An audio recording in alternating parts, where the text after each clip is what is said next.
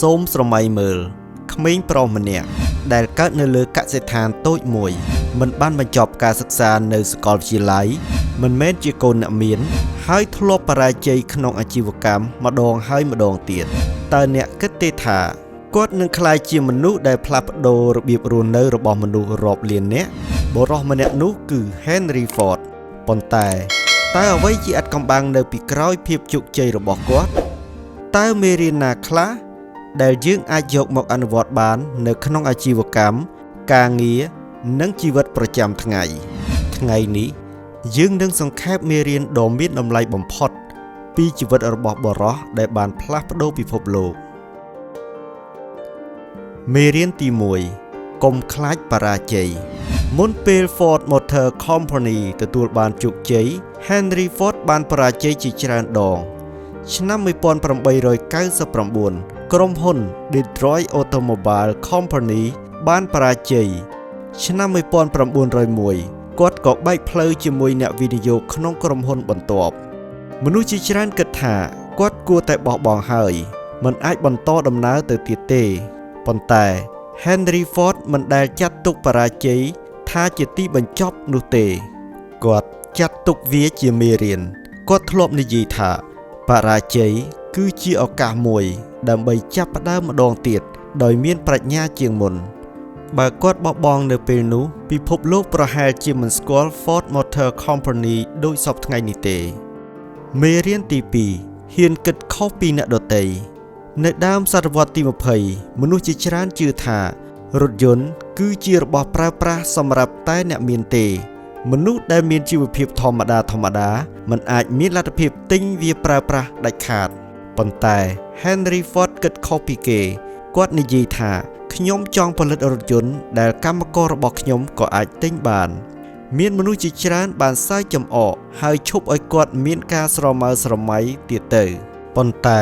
គំនិតនេះបានក្លាយជាមូលដ្ឋាននៃរថយន្តដំបូងដែលល្បីទូទាំងពិភពលោកនិងជាប្រភេទរថយន្តសម្រាប់មនុស្សទូទៅក៏អាចទិញជិះបាននោះគឺរថយន្ត Model T ជាស្នាដៃរបស់ Ford Henry កើតចេញពីការមិនបោះបង់ក្តីសុបិនរបស់ខ្លួនជោគជ័យជាច្រើនចាប់ផ្ដើមពីការមិនបោះបង់ក្តីស្រមៃរបស់ខ្លួនមិនព្រមបោះបង់ដែលអ្នកដទៃពិបាកធ្វើមេរៀនទី3ធ្វើអ្វីៗឲ្យទៅជាសាមញ្ញ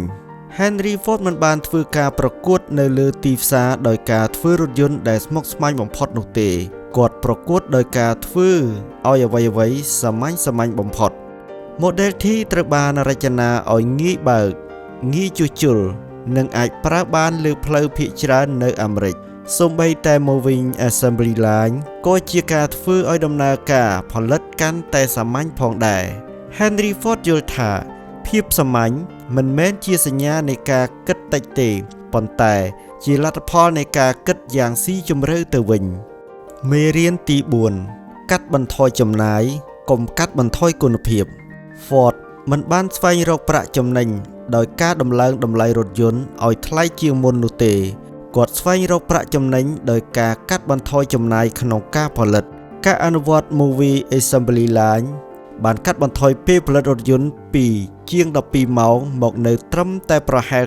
93នាទីប៉ុណ្ណោះក្នុងការផលិតរថយន្តមួយគ្រឿងចំណាយធ្លាក់ចុះ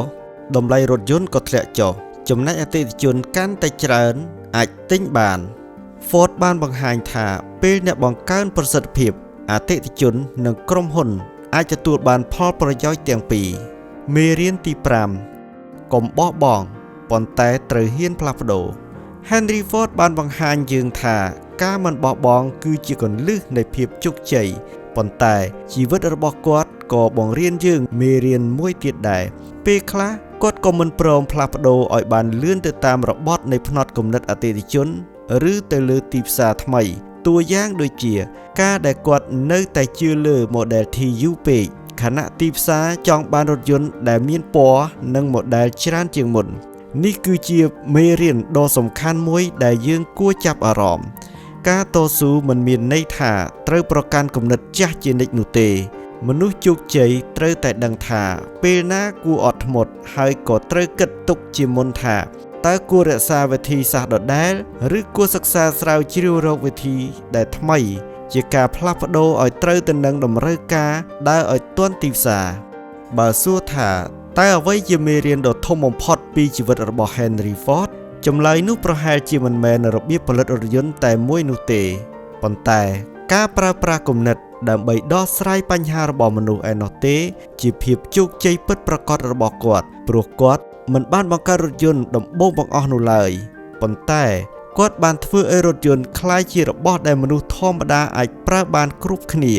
គាត់មិនបានបង្កើត assembly line ដំបូងទេប៉ុន្តែគាត់បានអភិវឌ្ឍវាឲ្យមានប្រសិទ្ធភាពខ្ពស់ជាងអ្នកធ្វើកន្លងមកនោះហើយគឺជាភាពខុសគ្នារវាងអ្នកបង្កើតនិងអ្នកផ្លាស់ប្ដូរពិភពលោកជីវិតរបស់ Henry Ford បង្ហាញយើងថាបរាជ័យថ្ងៃនេះមិនមែនជាទីបញ្ចប់នោះទេហើយក៏មិនមែនមានន័យថាយើងគ្មានឱកាសជោគជ័យនាពេលអនាគតឡើយគំនិតខុសពីគេគឺជារឿងដែលអាចคล้ายជាគំនិតនាំទៅរកភាពជោគជ័យនិងការផ្លាស់ប្ដូរដ៏ធំផងដែរភាពសាមញ្ញអាចមានអំណាចជាងភាពលយឆាយនិងភាពស្មុគស្មាញប្រសិទ្ធភាពអាចបង្កើតតម្លៃសម្រាប់មនុស្សគ្រប់គ្នាហើយការតស៊ូត្រូវដើរជាមួយការចេះសម្របខ្លួននេះហើយជាមេរៀនដែលធ្វើឲ្យ Henry Ford នៅតែត្រូវបានសិក្សាក្នុងសាលាពាណិជ្ជកម្មនិងវិស្វកម្មទូទាំងពិភពលោកប្រសិនបើថ្ងៃនេះអ្នកមិនទាន់មានក្រុមហ៊ុនធំមិនទាន់មានប្រាក់រាប់លានដុល្លារហើយប្រហែលជាអ្នកកំពុងជួបបញ្ហាបរាជ័យមួយចំនួនផងដែរប៉ុន្តែចូលចងចាំថា Henry Ford ក៏ធ្លាប់ឈរនៅចំណុចដូចអ្នកកំពុងជួបនេះដែរតែអ្វីជាភាពខុសគ្នាគឺគាត់មិនអនុញ្ញាតឲ្យបរាជ័យកំណត់អនាគតរបស់គាត់ទេសូមកុំប្រៀបធៀបជីវិតរបស់អ្នកជាមួយភាពជោគជ័យរបស់អ្នកដទៃចូលប្រៀបធៀបខ្លួនឯងឥឡូវនេះជាមួយខ្លួនឯងកាលពីមុនតើគំនិតរបស់យើងចាស់ទុំជាងមុនយ៉ាងណាខ្លះព្រោះជោគជ័យមិនមែនជាការឈ្នះអ្នកដទៃទេជោគជ័យគឺជាការអភិវឌ្ឍខ្លួនឯងឲ្យល្អជាងថ្ងៃម្សិលមិញសូមអរគុណដែលបានធ្វើដំណើរជាមួយយើងក្នុងវគ្គបន្តបន្ទាប់នៃ Henry Ford បុរសដែលផ្លាស់ប្ដូរពិភពលោកវីដេអូបន្តយើងនឹងលើកយកប្រវត្តិរបស់អធិរាជអំពូលភ្លើងលោក Thomas Edison មកជូនលោកអ្នកសិក្សាពីជីវិតជោគជ័យរបស់បុគ្គលរូបនេះប្រសិនបើអ្នកចូលចិត្តមាតិកាបែបនេះសូមចុច Like Subscribe និងបើកសញ្ញាកណ្ដឹងដើម្បីកុំឲ្យខកខានស៊េរីជីវប្រវត្តិរបស់បុគ្គលដ៏អស្ចារ្យរូបនេះសូមចងចាំថាប្រវត្តិសាស្ត្រមិនមែនគ្រាន់តែប្រាប់យើងអំពីជីវិតរបស់បុគ្គលល្បីៗនោះទេប៉ុន្តែក៏បានប្រាប់យើងថាយើងគួរដឹកនាំជីវិតយ៉ាងដូចម្តេចផងដែរជួបគ្នានៅវីដេអូបន្ទាប់